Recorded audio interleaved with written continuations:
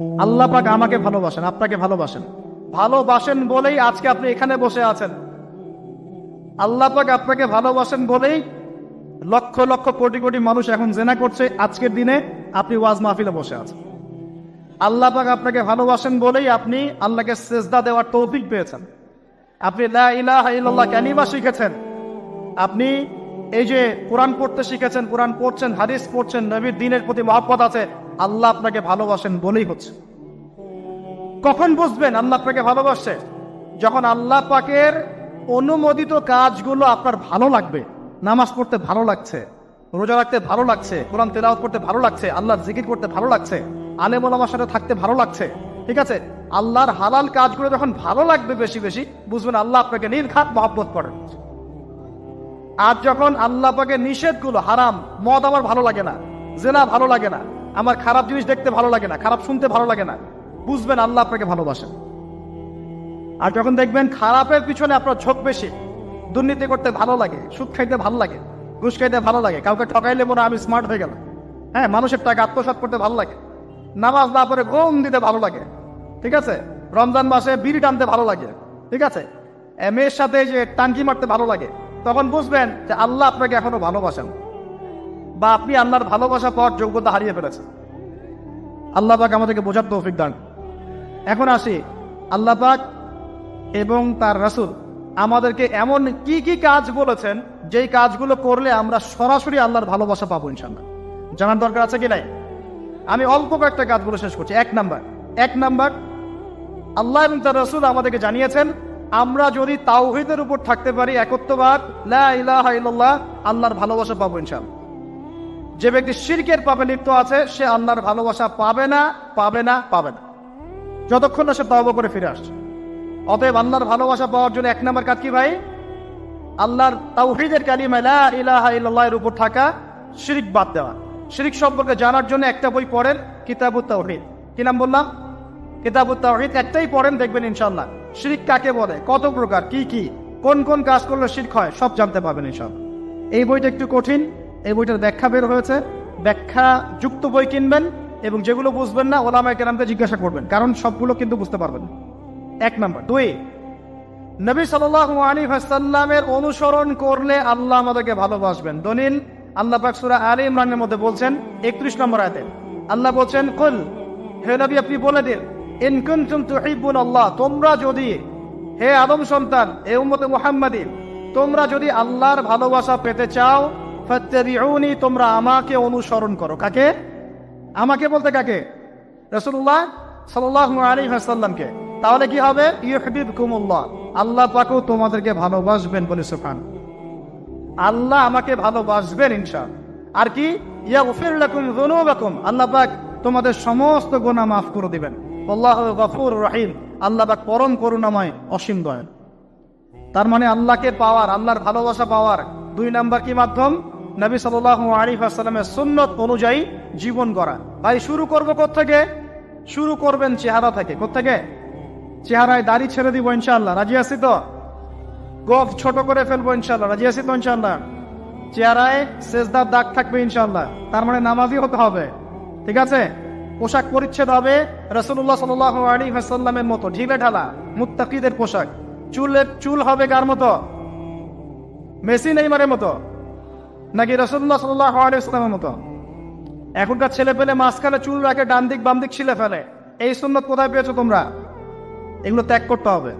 মনে রাখবেন, একটা সুন্নত, নবীর একটা সুন্নতকে যদি ভালোবেসে কি আমল করে, ইনশাআল্লাহ নবীর সুপারিশ পাবে। চাই কি না সুপারিশ? ভালোবেসে আমল করা যায়, এটা আমার নবীর সুন্নত। আমার নবী খেতেন ডান হাত দিয়ে, আমি ডান হাত দিয়ে খাবো। আমার নবী দাড়ি রেখেছেন, আমি তাই রাখবো।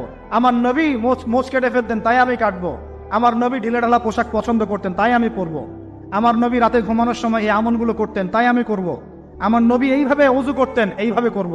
আমার নবী এইভাবে ইস্তেনজা করতেন, পেশাব পায়খানা করতেন, ওইভাবে করব। এই যে এখনকার ইংলিশ টয়লেট, এই ইংলিশ টয়লেটে বসে নবীর মতো ইস্তেনজা করা যায় না। যাবে? ওলামায়ে কেরামকে জিজ্ঞাসা করেন, নবী সাল্লাল্লাহু আলাইহি ওয়াসাল্লাম বাম পায়ে ভর দিয়ে ইস্তেনজা করতেন। কোন পায়ে? এখন বসেন ইংলিশের উপরে, বাম পায়ে, কেমনে বুঝবেন? সম্ভব? ওই যে আমি বলি, এটা মজা করে বলি, কষ্ট থেকেও বলি, একদম বৈশ্বিক পলিটিক্যাল সিস্টেম থেকে শুরু করে বাথরুমের টয়লেট পর্যন্ত সবকিছুই চলছে পশ্চিমা আদর্শ এখন। সবকিছু, এভরিথিং এভরিথিং, একদম বাথরুমের কমোড পর্যন্ত। এখন তো কমোডও উঠাই দিছে, এখন সামনে একটা বালতি রেখে দেয় গামলার মতো, এখানেই পেশাব করতে হয়। দেখেন নাই মনে হয় আপনারা, দেখবেন অচিরে এগুলো আসতেছে সামনে, দাঁড়ায় দাঁড়ায় বসার কোনো সুযোগ নাই। আর সবগুলো মাপ সমান। কারো হাইট যদি 6 ফুট, কারো 5 ফুট হয়, তখন কি হবে? অ্যাডজাস্ট করতে হবে ধরো ধরো তখন, নাকি? যুবকরা বুঝতে পারছে তখন কাউকে লম্বা হতে হবে, কাউকে খাটো হতে হবে, মাপ তো সমান। আর সবার মাপ যদি সমান না হয় এমন কি হবে? হ্যাঁ, আল্লাহ পাক বোঝার তৌফিক দান। এগুলো শয়তানি না বলেন, শয়তানি না বলেন। বসে ইস্তেঞ্জা করতে হয় না? বসে ইস্তেঞ্জা না, পেশাবের ছিটা ফোটার কারণে কবরে আযাব হয় না? আপনারা হাদিসে জানেন না, নবীজি একটা কবরের পাশ দিয়ে যাচ্ছেন, তিনি থেমে গেলেন, থেমে গিয়ে বলছেন এই কবর দুটোতে আযাব হচ্ছে। কি হচ্ছে? কবরের আযাব। তিনি জানলেন কেমন করে? আল্লাহ পাক তাকে জানিয়েছেন, আল্লাহ পাক তাকে খবর দিয়েছেন এই কবর দুটো কি হচ্ছে? আযাব। নবীজি বলছেন এই কবর দুটোতে বড় কোনো পাপের কারণে আযাব হচ্ছে না। সাহাবীরা বলছেন তাহলে কি কারণে হচ্ছে ইয়া রাসূলুল্লাহ? তিনি বলছেন একজন পেশাব পায়খানা করে, পেশাব করে, স্পেশালি পেশাব করে এই ছিটা ফোটা থেকে সে সতর্ক থাকতো না। পেশাব করে, ওই যে বলেন আমাদের ছেলেরা, প্যান্ট খারাপ ভাই, নামাজে যেতে পারবো না, নামাজে ডাকলে বলে ভাই প্যান্ট নষ্ট। তোমরা ভালো করে হাদিসে শোনো, এই ব্যক্তি বড় কোনো পাপ করে নাই, সে পেশাব করার পরে পবিত্র হতো না, মানে এর ছিটা ফোটা থেকে সাবধান থাকতো না, এই কারণে কবরে আযাব দেয়া হচ্ছে, বলেন নাউজুবিল্লাহ। অন্য হাদিসে নবীজি বলেন বেশিরভাগ কবরের শাস্তি পেশাবের ছিটা ফোটার কারণে হয়ে থাকে। আস্তাগফিরুল্লাহ, বলেন নাউজুবিল্লাহ। এই টয়লেটগুলোর মধ্যে পেশাবের ছিটা ফোটা লাগে না, নাপাকি লাগে না? এগুলো শয়তানি না বলেন? আরেকটা হচ্ছে আরেকটা কবর, সেই কবরে তিনি বলছেন এই কবরে আযাব দেওয়া হচ্ছে এই ব্যক্তি চগলখড়ি করতো। কি করতো? চগলখড়ি, মানে একজনের কথা আরেকজনকে লাগাইতো, আরেকজনের কথা আরেকজনকে লাগাই। এই কাজ করে না এখন সমাজের মানুষ? এই কাজ কিছু ফেসবুক আর ইউটিউবারও করো তোমরা। একজনের ভিডিও আরেকজনের পাশে লাগাই দাও, আরেকজনের আরেকজনের লাগাই দাও, এই করে উম্মার মধ্যে বিভক্তি সৃষ্টি করতেছো। কিছু কিছু কারণে, এসব কারণেও রেস্ট্রিকশন দিতে হয়েছে আমাদেরকে, কিছু মনে করবেন না। কারণ আমরা দেখেছি এর গুড সাইড যেমন আছে, ব্যাড সাইড আরো বেশি আছে। এটাকে নিয়মতান্ত্রিক ভাবে ইউজ করতে না পারলে ফিতনা বাড়তে থাকে। আল্লাহ পাক আমাদেরকে বোঝার তৌফিক দান। তো প্রিয় ভাইয়েরা, প্রতিটা কাজ সুন্নত মতো করবো আমরা ইনশাআল্লাহ। এখন শুধু কি আমরা এই চেহারা, সুরত, ইস্তেঞ্জা, খাওয়া দাওয়া এগুলোই নবীর মতো করে করবো, নাকি আমাদের ব্যবসা, সমাজ, পরিবার, ইবাদত সবই করবো? এই জায়গায় সমস্যা। সমস্যা কি? আমরা মাশাআল্লাহ দাড়ি টুপি রাখতে রাজি আছি, কিন্তু ব্যবসায়িক জীবনে হারাম ছাড়তে রাজি নাই, অর্থনৈতিক জীবনে সুদ ছাড়তে রাজি নাই, ঘুষ দুর্নীতি ছাড়তে রাজি নাই। আল্লাহ আমাদেরকে ছাড়ার তৌফিক দান করুন। আল্লাহ পাক আমাদেরকে পরিপূর্ণভাবে নবীর সুন্নাত পালন করার তৌফিক দান। 1 নাম্বার আল্লাহর ভালোবাসা পাওয়ার মাধ্যম তাওহীদ, 2 নাম্বার নবীর সুন্নাত, 3 নাম্বার বেশি থেকে বেশি কোরআন তেলাওয়াত করা। কি করা? আমার সাথে বলেন, বেশি বেশি কি করা? কোরআন তেলাওয়াত করা। কেন? কারণ কোরআন হচ্ছে আল্লাহর কালাম। কোরআন কার কালাম? কোরআনের মধ্য দিয়ে আপনি আল্লাহর সাথে কথা বলতে পারবেন, বলেন সুবহানাল্লাহ। এভাবে যখন কোরআন পড়বেন বুঝে বুঝে, আপনি আল্লাহর সাথে সরাসরি কথা বলবেন ইনশাআল্লাহ। তো এই কোরআনের মধ্য দিয়ে আল্লাহর ভালোবাসা পাওয়া যাবে ইনশাআল্লাহ। সর্বশ্রেষ্ঠ নফল আমলের মধ্যে একটা হচ্ছে কি? আল কোরআন তেলাওয়াত করা। আল্লাহ পাক আমাদেরকে তেলাওয়াত করার তৌফিক দান করুন।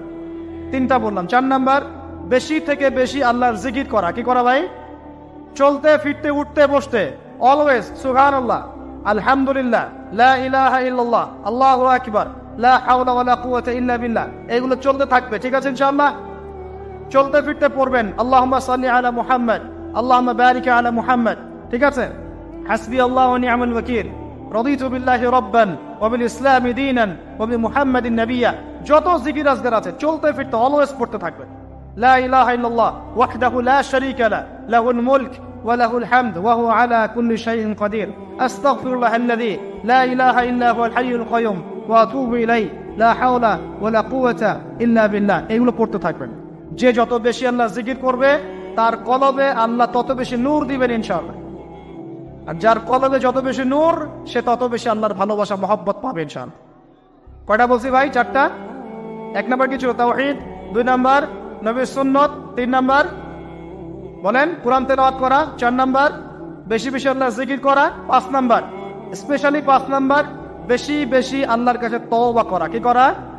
যে আপনার কাছে তওবা করে আল্লাহ তাকে মহব্বত করেন। আলহামদুলিল্লাহ, যে আল্লাহর কাছে তওবা করে আল্লাহ তাকে মহব্বত করেন। আমাদের নবীজি প্রত্যেক দিন 70 থেকে 100 বার আল্লাহর কাছে তওবা করতেন। বলেন সুবহানাল্লাহ। পারা যাবে তো ইনশাআল্লাহ। 6 নম্বরটা হচ্ছে বেশি বেশি নামাজ আদায় করা। কি করা? আল্লাহকে পাওয়ার জন্য শ্রেষ্ঠ মাধ্যম হচ্ছে সেজদা করা। কি করা? আর সেজদা করা হয় সবচেয়ে শ্রেষ্ঠ ভাবে নামাজের মধ্য দিয়ে। কিসের মধ্য দিয়ে? ওয়াদা করতে পারি তো ইনশাআল্লাহ 5 ওয়াক্ত নামাজ পড়বো রেগুলার। কোন রকম যদি বাধ্যবাধকতা না থাকে, ওজন না থাকে, তাহলে মসজিদে গিয়ে পড়বো ইনশাআল্লাহ। পারবো তো ইনশাআল্লাহ। রমজান মাসে নামাজ শক্ত করে ধরবো ইনশাআল্লাহ। ঈদের পর ছেড়ে দিব ইনশাআল্লাহ। ঈদের পর ছেড়ে দিব কি? ঈদের পরেও ধরে রাখতে হবে ইনশাআল্লাহ তাআলা। আমাদের সমাজে মাশাআল্লাহ রমজান মাসে সবাই পাক্কা মুসল্লি হয়ে যায়, তাই না? কারণ শিকল দিয়ে বাধা থাকে শয়তানও মুক্ত হয়। ঈদের দিন ঢাকঢোল ধুমধারাক্কা গান বাজা শুরু হয়, তাই না? আল্লাহর ওয়াস্তে রমজানের শিক্ষাগুলো ধরে রাখবো ইনশাআল্লাহ তাআলা। আমরা সবাই 5 ওয়াক্ত নামাজ আদায় করবো ইনশাআল্লাহ রমজান মাসে। আর দৈনিক কমপক্ষে 12 রাকাত নফল নামাজ পড়বেন। সুন্নত বা নফল 12 রাকাত কমপক্ষে। কিরকম 12 রাকাত? ফজরের নামাজের আগে 2, জোহরের আগে 4, পরে 2, ঠিক আছে? 6 আর 2 8 হলো। মাগরিবের পরে 2, এশার পরে 2। এই 12 রাকাত নামাজ যে দিনের বেলা পড়ে, মানে একদিনে 24 ঘন্টায় পড়ে, আল্লাহ পাক তার জন্য জান্নাতে একটা করে ঘর নির্মাণ করেন। এরিস জানতেন? দৈনিক 12 রাকাত সুন্নত বা নফল পড়লে আল্লাহর কাছে একটা করে জান্নাতে ঘর পাওয়া যাবে। আর জান্নাত উর্বর জায়গা। আপনি যদি চান আপনার জায়গায় বেশি বেশি গাছ লাগাতে, খালি পড়বেন সুবহানাল্লাহিল আযীম ওয়া বিহামদিহি, সুবহানাল্লাহিল আযীম ওয়া বিহামদিহি। একটা একটা করে খেজুর গাছ জন্মাবে ইনশাআল্লাহ তাআলা। বলবেন সুবহানাল্লাহি ওয়া বিহামদিহি, সুবহানাল্লাহিল আযীম।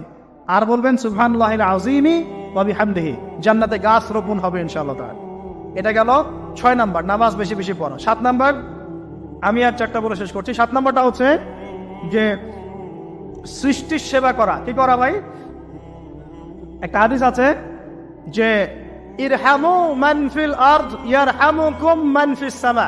তোমরা জমিনবাসীর প্রতি রহম করো, আসমানবাসী তোমাদের উপর রহম করবে ইনশাআল্লাহ। আল্লাহর ভালোবাসা পাওয়ার অন্যতম মাধ্যম হচ্ছে জমিনবাসীর প্রতি রহম করেন। মুসলিম অমুসলিম সবাই মানুষ কিনা? যারা আমাদের সাথে যুদ্ধে লিপ্ত নাই তারা তো আমাদের ভাই নাকি? যারা যুদ্ধে লিপ্ত আছে এরা শত্রু হতে পারে, যারা যুদ্ধে লিপ্ত নাই তারা তো আমাদের ভাই নাকি? তাদের বিপদ আপদে পাশে দাঁড়াবো না? একটা প্রাণীর অধিকার যদি আপনি রক্ষা করেন, একটা বিড়ালকে পানি না দেওয়ার অপরাধে এক মহিলা জাহান্নামে গিয়েছে, আর একটা কুকুরকে পানি পান করানোর সওয়াবের এই কাজের বিনিময়ে এক মহিলা জান্নাতে গিয়েছে। সুবহানাল্লাহ। তো পশু পাখির অধিকার যেখানে ইসলাম কথা বলেছে, এখানে পুরো মাখলুকের প্রতি আমাদের রহম দিল থাকতে হবে। আমাদের সবাইকে দয়া ভালোবাসা দেখাতে হবে ইনশাআল্লাহ। আল্লাহ পাক আমাদেরকে ভালোবাসবেন ইনশাআল্লাহ। 8 নাম্বারটা কি? এটা বেশি ইম্পর্টেন্ট। শোনেন, 8 নাম্বারটা হচ্ছে আল্লাহর জন্য কাউকে ভালোবাসা, আল্লাহর জন্য ঘৃণা করা। একটা এই হাদিসগুলো পড়তে পড়তে আমি আসলাম গাড়িতে। আল্লাহ পাক বলেছেন, শোনেন, আল্লাহ পাক বলেছেন কিয়ামতের মাঠে আল্লাহ পাক বলবেন, নিজেই বলবেন যে আইনা মুতাহাবুনা লিজালালি। আমার ইজ্জতের জন্য যারা পরস্পরকে ভালোবাসতো এরা কোথায়? আল্লাহ পাক ঘোষণা করবেন কোথায় তারা? যারা আমার জন্য পরস্পরকে ভালোবাসতো। আল্লাহ বলবেন আলিয়াউমা, আজকে, আজিল্লুহুম, আমি ওদেরকে ছায়া দিব, ফি জিল্লি, আমার আরশের ছায়ায়। বলেন সুবহানাল্লাহ। ইয়াউমা লা জিল্লা ইল্লা জিল্লি, যেদিন আমার এই আরশের ছায়া ছাড়া অন্য কোনো ছায়া থাকবে না। মানে কিয়ামতের মাঠে আল্লাহর আরশের ছায়ায় ছায়া পাবে কারা? যারা পরস্পরকে আল্লাহর জন্য ভালোবাসতো। আলহামদুলিল্লাহ। এই যে আমরা এখানে আছি, আমরা কি একে অপরকে আল্লাহর জন্য ভালোবাসি না? আমি কি আপনাদেরকে চিনি? আপনারা কি আমাকে চিনেন? এই যে আপনারা আলেমন আমাদেরকে ভালোবাসেন, ইসলামকে ভালোবাসেন, কিসের জন্য বাসেন? আল্লাহর জন্য। এই আল্লাহর জন্য যারা পরস্পরকে মহব্বত করে, আল্লাহ পাক তাদেরকে আরশের ছায়া ছায়া দিবেন ইনশাআল্লাহ। আরো একটা নেকি আছে, বলবো?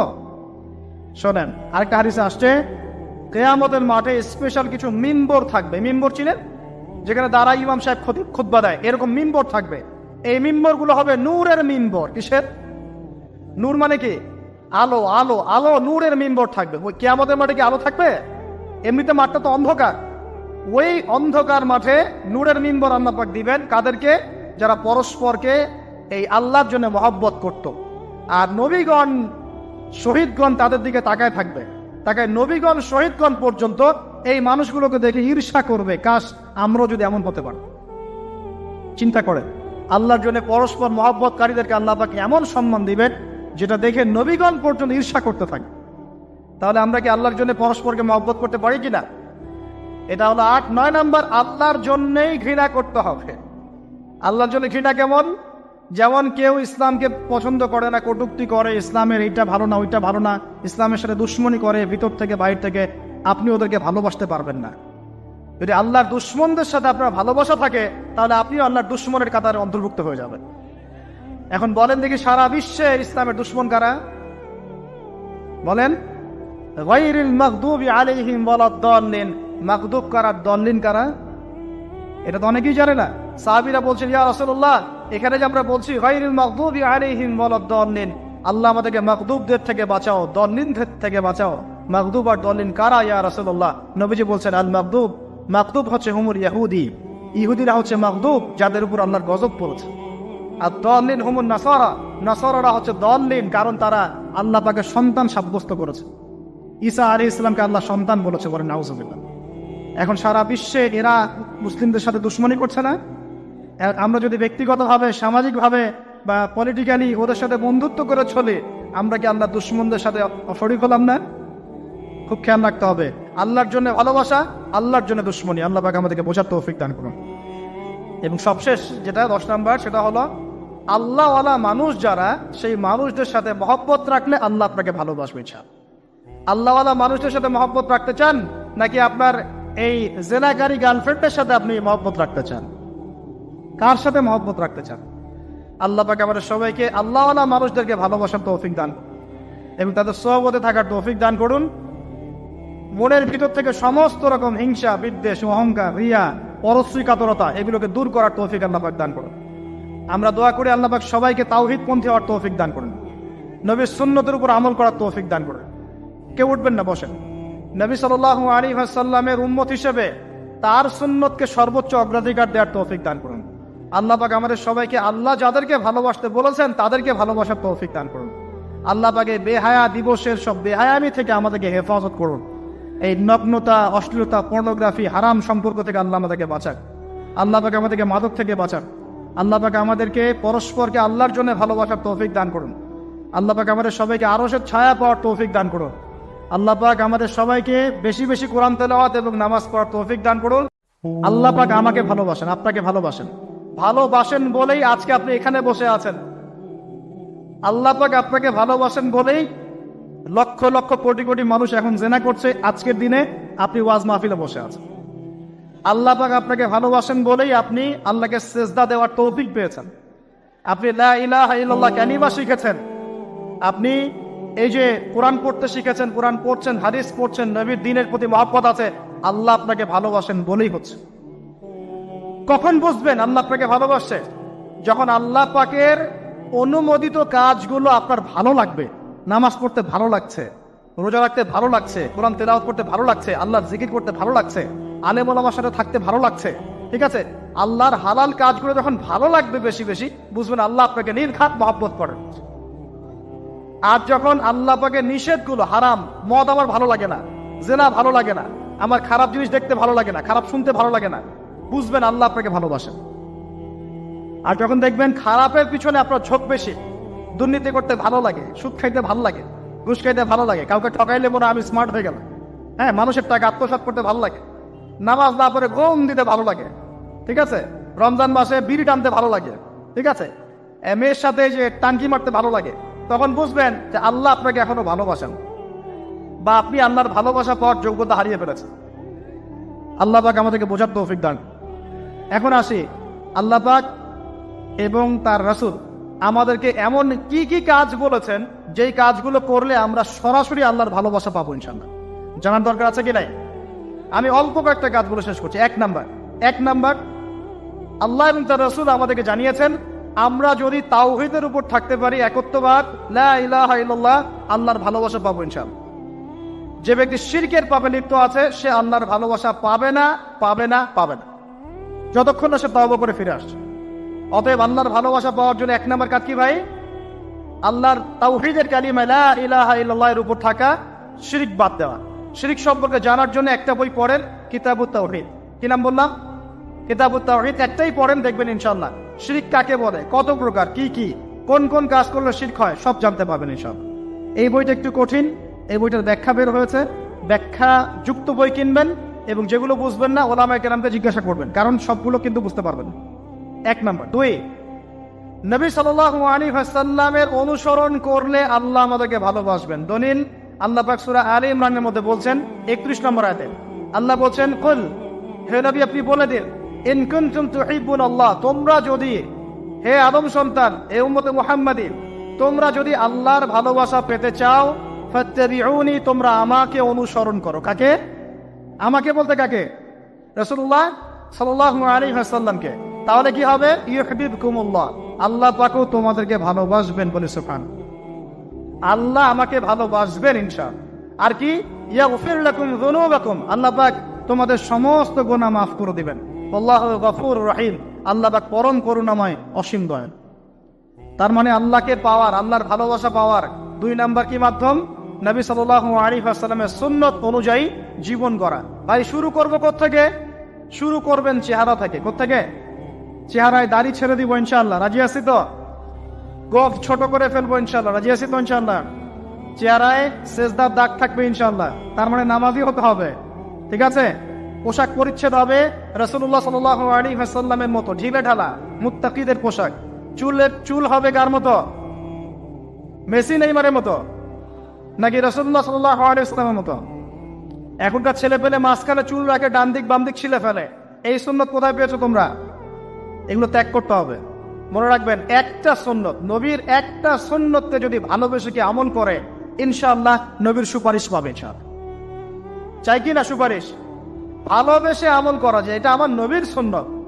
আমার নবী খেতেন ডান হাত দিয়ে, আমি ডান হাত দিয়ে খাবো। আমার নবী দাড়ি রেখেছেন, আমি তাই রাখবো। আমার নবী মোচ কেটে ফেলতেন, তাই আমি কাটবো। আমার নবী ঢিলে ঢালা পোশাক পছন্দ করতেন, তাই আমি পরবো।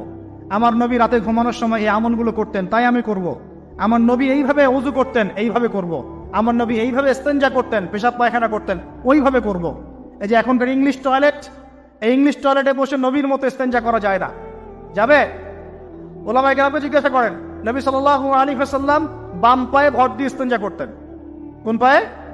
এখন বসেন ইংলিশের উপরে, বাম পায়ে কেমনে বুঝবেন? সম্ভব? ওই যে আমি বলি, এটা মজা করে বলি, কষ্ট থেকেও বলি, একদম বৈশ্বিক পলিটিক্যাল সিস্টেম থেকে শুরু করে বাথরুমের টয়লেট পর্যন্ত সবকিছুই চলছে পশ্চিমা আদর্শ। এখন সবকিছু, এভরিথিং, একদম বাথরুমের কমোড পর্যন্ত।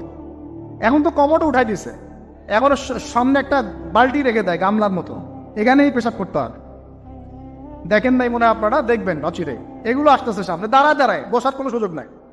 আর সবগুলো মাপ সমান। কারো হাইট যদি 6 ফুট, কারো 5 ফুট হয়, তখন কি হবে? অ্যাডজাস্ট করতে হবে ধরো তখন, নাকি? যুবকরা বুঝতে পারছে, তখন কাউকে লম্বা হতে হবে, কাউকে খাটো হতে হবে। মাপ তো সমান, আর সবার মাপ যদি সমান না হয়, এমন কি হবে? হ্যাঁ, আল্লাহ পাক বোঝার তৌফিক দান। এইগুলো শয়তানি না বলেন? শয়তানি না বলেন? বসে ইস্তেনজা করতে হয় না? বসে ইস্তেনজা না, পেশাবের ছিটা ফোটার কারণে কবরে আযাব হয় না? আপনারা হাদিসে জানেন না? নবীজি একটা কবরের পাশ দিয়ে যাচ্ছেন, তিনি থেমে গেলেন, থেমে গিয়ে বলছেন, এই কবর দুটোতে আযাব হচ্ছে। কি হচ্ছে? কবরের আযাব। তিনি জানলেন কেমন করে? আল্লাহ পাক তাকে জানিয়েছেন, আল্লাহ পাক তাকে খবর দিয়েছেন, এই কবর দুটো কি হচ্ছে? আযাব। নবীজি বলছেন, এই কবর দুটোতে বড় কোনো পাপের কারণে আযাব হচ্ছে না। সাহাবীরা বলছেন, তাহলে কি কারণে হচ্ছে ইয়া রাসূলুল্লাহ? তিনি বলছেন, একজন পেশাব পায়খানা করে, স্পেশালি পেশাব করে এই ছিটা ফোটা থেকে সে সতর্ক থাকতো না। পেশাব করে, ওই যে বলেন আমাদের ছেলেরা, প্যান্ট খারাপ ভাই, নামাজে যেতে পারবো না। নামাজে ডাকলে বলে, ভাই প্যান্ট নষ্ট। তোমরা ভালো করে হাদিসে শোনো, এই ব্যক্তি বড় কোনো পাপ করে নাই, সে পেশাব করার পরে পবিত্র হতো না, মানে এর ছিটা ফোটা থেকে সাবধান থাকতো না, এই কারণে কবরে আযাব দেওয়া হচ্ছে। বলেন নাউযুবিল্লাহ। অন্য হাদিসে নবীজি বলছেন, বেশিরভাগ কবরের শাস্তি পেশাবের ছিটা ফোটার কারণে হয়ে থাকে। আস্তাগফিরুল্লাহ, বলেন নাউযুবিল্লাহ। এই টয়লেটগুলোর মধ্যে পেশাবের ছিটা ফোটা লাগে না? নাপাকি লাগে না? এগুলো শয়তানি না বলেন? আরেকটা কবর, সেই কবরে তিনি বলছেন, এই কবরে আযাব দেওয়া হচ্ছে এই ব্যক্তি চগলখড়ি করতো। কি করতো? চগলখড়ি, মানে একজনের কথা আরেকজনকে লাগাইতো, আরেকজনের কথা আরেকজনকে লাগাই। এই কাজ করে না এখন সমাজের মানুষ? এই কাজ কিছু ফেসবুক আর ইউটিউবারও করো তোমরা। একজনের ভিডিও আরেকজনের পাশে লাগাই দাও, আরেকজনের লাগাই দাও, এই করে উম্মার মধ্যে বিভক্তি সৃষ্টি করতেছ। কিছু কিছু কারণে, এইসব কারণেও রেস্ট্রিকশন দিতে হয়েছে আমাদেরকে, কিছু মনে করবেন না। কারণ আমরা দেখেছি এর গুড সাইড যেমন আছে, ব্যাড সাইড আরো বেশি আছে। এটাকে নিয়মতান্ত্রিক ভাবে ইউজ করতে না পারলে ফিতনা বাড়তে থাকে। আল্লাহ পাক আমাদেরকে বোঝার তৌফিক দান। তো প্রিয় ভাইয়েরা, প্রতিটা কাজ কাজ সুন্নত মতো করবো আমরা ইনশাআল্লাহ। এখন শুধু কি আমরা এই চেহারা, সুরত, ইস্তেঞ্জা, খাওয়া দাওয়া এগুলোই নবীর মতো করে করবো, নাকি আমাদের ব্যবসা, সমাজ, পরিবার, ইবাদত সবই করবো? এই জায়গায় সমস্যা কি? আমরা মাশাআল্লাহ দাড়ি টুপি রাখতে রাজি আছি, কিন্তু ব্যবসায়িক জীবনে হারাম ছাড়তে রাজি নাই, অর্থনৈতিক জীবনে সুদ ছাড়তে রাজি নাই, ঘুষ দুর্নীতি ছাড়তে রাজি নাই। আল্লাহ আমাদেরকে ছাড়ার তৌফিক দান করুন। আল্লাহ পাক আমাদেরকে পরিপূর্ণভাবে নবীর সুন্নাত পালন করার তৌফিক দান। 1 নাম্বার আল্লাহর ভালোবাসা পাওয়ার মাধ্যম তাওহীদ, 2 নাম্বার নবীর সুন্নাত, 3 নাম্বার বেশি থেকে বেশি কোরআন তেলাওয়াত করা। কি করা? আমার সাথে বলেন, বেশি বেশি কি করা? কোরআন তেলাওয়াত করা। কেন? কারণ কোরআন হচ্ছে আল্লাহর কালাম। কোরআন কার কালাম? কোরআনের মধ্য দিয়ে আপনি আল্লাহর সাথে কথা বলতে পারবেন, বলেন সুবহানাল্লাহ। এভাবে যখন কোরআন পড়বেন বুঝে বুঝে, আপনি আল্লাহর সাথে সরাসরি কথা বলবেন ইনশাআল্লাহ। তো এই কোরআনের মধ্য দিয়ে আল্লাহর ভালোবাসা পাওয়া যাবে ইনশাআল্লাহ। সর্বশ্রেষ্ঠ নফল আমলের মধ্যে একটা হচ্ছে কি? আল কোরআন তেলাওয়াত করা। আল্লাহ পাক আমাদেরকে তেলাওয়াত করার তৌফিক দান করুন। 3টা বললাম। 4 নাম্বার, বেশি থেকে বেশি আল্লাহর জিকির করা। কি করা ভাই? চলতে ফিরতে উঠতে বসতে অলওয়েজ সুবহানাল্লাহ, আলহামদুলিল্লাহ, লা ইলাহা ইল্লাল্লাহ, আল্লাহু আকবার, লা হাওলা ওয়ালা কুওয়াতা ইল্লা বিল্লাহ, এগুলো চলতে থাকবে। ঠিক আছে ইনশাআল্লাহ? চলতে ফিরতে পড়বেন আল্লাহুম্মা সাল্লি আলা মুহাম্মদ, আল্লাহুম্মা বারিক আলা মুহাম্মদ। ঠিক আছে? হাসবি আল্লাহু ওয়া নি'মাল ওয়াকিল, রাদিতু বিল্লাহি রাব্বান ওয়া বিল ইসলামি দীনান ওয়া বি মুহাম্মাদিন নাবিয়্যা। যত জিকির আজকার আছে চলতে ফিরতে অলওয়েজ পড়তে থাকবেন। লা ইলাহা ইল্লাল্লাহ ওয়াহদাহু লা শারীকা লা, লাহুল মুলক ওয়া লাহুল হামদ ওয়া হুয়া আলা কুল্লি শাইইন কাদির। আস্তাগফিরুল্লাহাল্লাযী লা ইলাহা ইল্লা হুয়াল হাইয়ুল কাইয়ুম ওয়া আতুবু ইলাইহি, লা হাওলা ওয়া লা কুওয়াতা ইল্লা বিল্লাহ। এগুলো পড়তে থাকবেন। যে যত বেশি আল্লাহ জিকির করবে, তার কলবে আল্লাহ তত বেশি নূর দিবেন ইনশাআল্লাহ। আর যার কলবে যত বেশি নূর, সে তত বেশি আল্লাহর ভালোবাসা, মহব্বত পাবে ইনশাআল্লাহ। কয়টা বলছি ভাই? 4টা। 1 নাম্বার কিছু তাওহীদ, 2 নাম্বার নবীর সুন্নাত, 3 নাম্বার বলেন কোরআন তেলাওয়াত করা, 4 নাম্বার বেশি বেশি আল্লাহর জিকির করা, 5 নাম্বার স্পেশালি 5 নাম্বার বেশি বেশি আল্লাহর কাছে তওবা করা। কি করা?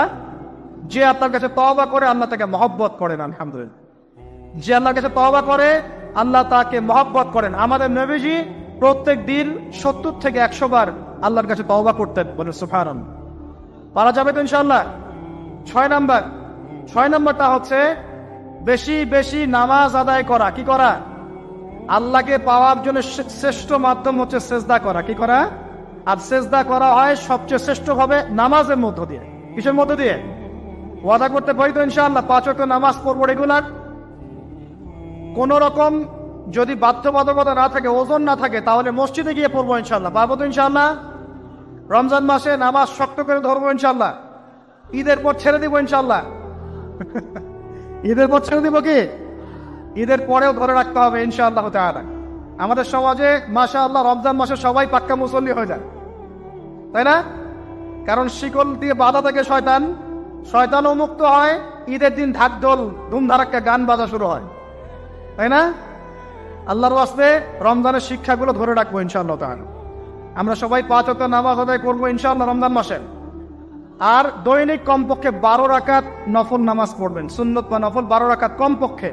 কিরকম 12 রাকাত? ফজরের নামাজের আগে 2, জোহরের আগে 4, পরে 2। ঠিক আছে? 6 আর 2 8 হলো।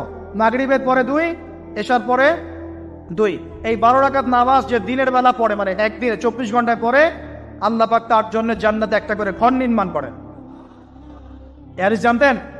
দৈনিক 12 রাকাত সুন্নত বা নফল পড়লে আল্লাহর কাছে একটা করে জান্নাতে ঘর পাওয়া যাবে। আর জান্নাত উর্বর জায়গা। আপনি যদি চান আপনার জায়গায় বেশি বেশি গাছ লাগাতে, খালি পড়বেন সুবহানাল্লাহিল আযীম ওয়া বিহামদিহি, সুবহানাল্লাহিল আযীম ওয়া বিহামদিহি। একটা একটা করে খেজুর গাছ জন্মাবে ইনশাআল্লাহ তাআলা। বলবেন সুবহানাল্লাহি ওয়া বিহামদিহি, সুবহানাল্লাহিল আযীম। আর বলবেন সুবহানাল্লাহিল আযীমি ওয়া বিহামদিহি। জান্নাতে গাছ রোপণ হবে ইনশাআল্লাহ তাআলা। এটা গেল 6 নাম্বার, নামাজ বেশি বেশি পড়া। 7 নাম্বার, আমি আর 4টা বলে শেষ করছি। 7 নাম্বারটা হচ্ছে যে সৃষ্টির সেবা করা। কি করা ভাই?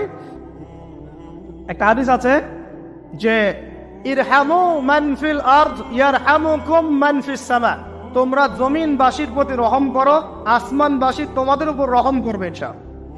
আল্লাহর ভালোবাসা পাওয়ার অন্যতম মাধ্যম হচ্ছে জমিনবাসীর প্রতি রহম করেন। মুসলিম অমুসলিম সবাই মানুষ কিনা? যারা আমাদের সাথে যুদ্ধে লিপ্ত নাই তারা তো আমাদের ভাই নাকি? যারা যুদ্ধে লিপ্ত আছে এরা শত্রু হতে পারে, যারা যুদ্ধে লিপ্ত নাই তারা তো আমাদের ভাই নাকি? তাদের বিপদ আপদে পাশে দাঁড়াবো না? একটা প্রাণীর অধিকার যদি আপনি রক্ষা করেন, একটা বিড়ালকে পানি না দেওয়ার অপরাধে এক মহিলা জাহান্নামে গিয়েছে, আর একটা কুকুরকে পানি পান করানোর সোয়াবের এই কাজের বিনিময়ে এক মহিলা জান্নাতে গিয়েছে। সুবহানাল্লাহ। তো পশু পাখির অধিকার যেখানে ইসলাম কথা বলেছে, এখানে পুরো মাখলুকের প্রতি আমাদের রহম দিল থাকতে হবে, আমাদের সবাইকে দয়া ভালোবাসা দেখাতে হবে ইনশাআল্লাহ। আল্লাহ পাক আমাদেরকে ভালোবাসবেন ইনশাআল্লাহ। 8 নম্বরটা কি? এটা বেশি ইম্পর্টেন্ট। শোনেন, 8 নম্বরটা হচ্ছে আল্লাহর জন্য কাউকে ভালোবাসা, আল্লাহর জন্য ঘৃণা করা। একটা এই যে হাদিসগুলো পড়তে পড়তে আমি আসলাম গাড়িতে, আল্লাহ পাক বলেছেন, শোনেন, আল্লাহ পাক বলেছেন কিয়ামতের মাঠে আল্লাহ পাক বলবেন, নিজেই বলবেন যে আইনা মুতাহাবুনা লিজালালি, আমার ইজ্জতের জন্য যারা পরস্পরকে ভালোবাসতো এরা কোথায়? আল্লাহ পাক ঘোষণা করবেন কোথায় তারা? যারা আমার জন্য পরস্পরকে ভালোবাসতো। আল্লাহ বলবেন আলিয়াউমা, আজকে আজিল্লুহুম, আমি ওদেরকে ছায়া দিব, ফি জিল্লি, আমার আরশের ছায়ায়। বলেন সুবহানাল্লাহ। ইয়াউমা লা জিল্লা ইল্লা জিল্লি, যেদিন আমার এই আরশের ছায়া ছাড়া অন্য কোনো ছায়া থাকবে না। মানে কিয়ামতের মাঠে আল্লাহর আরশের ছায়ায় ছায়া পাবে কারা? যারা পরস্পরকে আল্লাহর জন্য ভালোবাসতো। আলহামদুলিল্লাহ, এই যে আমরা এখানে আছি, আমরা কি একে অপরকে আল্লাহর জন্য ভালোবাসি না? আমি কি আপনাদেরকে চিনি? আপনারা কি আমাকে চিনেন? এই যে আপনারা আনেমন আমাদেরকে ভালোবাসেন, ইসলামকে ভালোবাসেন, কিসের জন্য বাসেন? আল্লাহর জন্য। এই আল্লাহর জন্য যারা পরস্পরকে মহব্বত করে, আল্লাহ পাক তাদেরকে আরশের ছায়ায় ছায়া দিবেন ইনশাআল্লাহ। আরো একটা নেকি আছে, বলবো? শোনেন, আরেকটা হাদিসে আসছে কিয়ামতের মাঠে স্পেশাল কিছু মিম্বর থাকবে। মিম্বর চিনেন? যেখানে দাঁড়ায় ইমাম সাহেব খুতবা দেয়, এরকম মিম্বর থাকবে। এই মিম্বর গুলো হবে নূরের মিম্বর। কিসের? নূর মানে কি? আলো। আলো আলো নূরের মিম্বর থাকবে। ওই কিয়ামতের মাঠে কি আলো থাকবে? এমনিতে মাঠটা তো অন্ধকার। ওই অন্ধকার মাঠে নূরের মিম্বর আল্লাহ পাক দিবেন কাদেরকে? যারা পরস্পরকে এই আল্লাহর জন্য মহব্বত করত। আর নবীগণ শহীদগণ তাদের দিকে তাকায় থাকবে, তাকায় নবীগণ শহীদগণ পর্যন্ত এই মানুষগুলোকে দেখে ঈর্ষা করবে, কাশ আমরাও যদি এমন হতে পারি। চিন্তা করেন, আল্লাহর জন্য পরস্পর মহব্বতকারীদেরকে আল্লাহ পাক এমন সম্মান দিবেন যেটা দেখে নবীগণ পর্যন্ত ঈর্ষা করতে থাকে। তাহলে আমরা কি আল্লাহর জন্য পরস্পরকে মহব্বত করতে পারি কিনা? এটা হলো 8। 9 নম্বর, আল্লাহর জন্যই ঘৃণা করতে হবে। আল্লাহর জন্য ঘৃণা কেমন?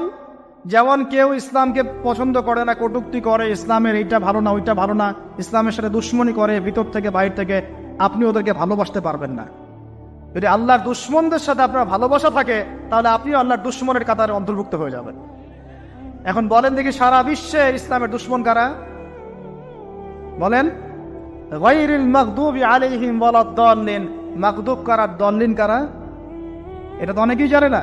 সাহাবীরা বলছেন, ইয়া রাসূলুল্লাহ, এখানে যে আমরা বলছি গায়রিল মাগদুবি আলাইহিম ওয়ালাদ-দাল্লিন, আল্লাহ আমাদেরকে মাগদুবদের থেকে বাঁচাও, দল্লিনদের থেকে বাঁচাও। মাগদুব আর দল্লিন কারা ইয়া রাসূলুল্লাহ? নবীজি বলছেন, আল মাগদুব, মাগদুব হচ্ছে হুমুল ইহুদি, ইহুদিরা হচ্ছে মাগদুব, যাদের উপর আল্লাহর গজব পড়েছে। আর দল্লিন হুমুল নাসারা, নাসারারা হচ্ছে দল্লিন, কারণ তারা আল্লাহ পাকের সন্তান সাব্যস্ত করেছে। ঈসা আলাইহিস সালামকে আল্লাহ সন্তান বলেছে, বলেন নাউজুবিল্লাহ। এখন সারা বিশ্বে এরা মুসলিমদের সাথে দুশ্মনী করছে না? আমরা যদি ব্যক্তিগতভাবে, সামাজিকভাবে বা পলিটিক্যালি ওদের সাথে বন্ধুত্ব করে চলে, আমরা কি আল্লাহ দুশ্মনদের সাথে শরীক হলাম না? খুব খেয়াল রাখতে হবে। আল্লাহর জন্য ভালোবাসা, আল্লাহর জন্য দুশ্মনী। আল্লাহ পাক আমাদেরকে বোঝার তৌফিক দান করুন। এবং সবশেষ যেটা 10 নাম্বার, সেটা হলো আল্লাহওয়ালা মানুষ যারা, সেই মানুষদের সাথে মহব্বত রাখলে আল্লাহ আপনাকে ভালোবাসবে। চান আল্লাহওয়ালা মানুষদের সাথে মহব্বত রাখতে চান, নাকি আপনার এই জেনাকারী গার্লফ্রেন্ডের সাথে আপনি মহব্বত রাখতে চান? কার সাথে মহব্বত রাখতে চান? আল্লাহ পাক আমাদের সবাইকে আল্লাহওয়ালা মানুষদেরকে ভালোবাসার তৌফিক দান এবং তাদের সহবতে থাকার তৌফিক দান করুন। মনের ভিতর থেকে সমস্ত রকম হিংসা, বিদ্বেষ, অহংকার, রিয়া, পরশ্রী কাতরতা, এগুলোকে দূর করার তৌফিক আল্লাহ পাক দান করুন। আমরা দোয়া করি আল্লাহ পাক সবাইকে তাওহীদপন্থী হওয়ার তৌফিক দান করুন, নবীর সুন্নতের উপর আমল করার তৌফিক দান করুন। কেউ উঠবেন না, বসেন। নবী সাল্লাল্লাহু আলাইহি ওয়াসাল্লামের উম্মত হিসেবে তার সুন্নতকে সর্বোচ্চ অগ্রাধিকার দেওয়ার তৌফিক দান করুন।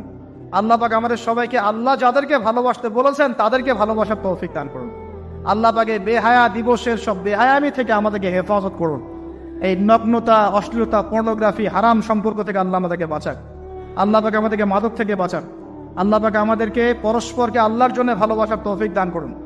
আল্লাহ পাক আমাদের সবাইকে আরশের ছায়া পাওয়ার তৌফিক দান করুন। আল্লাহ পাক আমাদের সবাইকে বেশি বেশি কোরআন তেলাওয়াত এবং নামাজ পড়ার তৌফিক দান করুন।